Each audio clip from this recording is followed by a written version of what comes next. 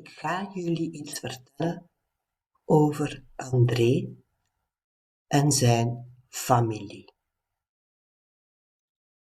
André heeft 1 broer en 2 zussen.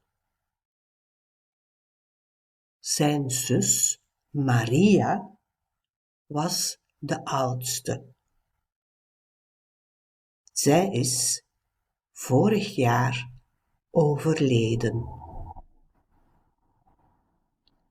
Zijn andere zus heet Elsa. Zij leeft ook niet meer. Zij is 10 jaar geleden gestorven. Zijn broer Roger leeft nog. Hij woont samen met zijn vrouw Nicole in een appartement.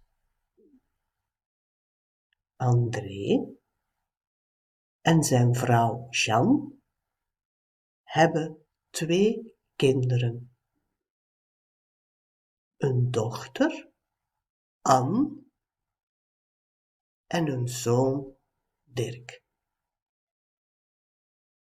Anne is getrouwd met Jacques.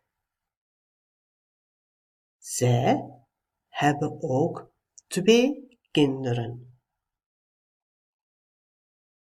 Zij hebben 2 zonen.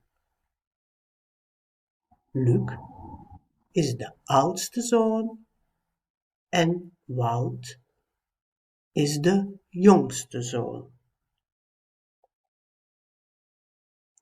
Luc woont samen met zijn vriendin Lisa en zijn dochtertje Sarah.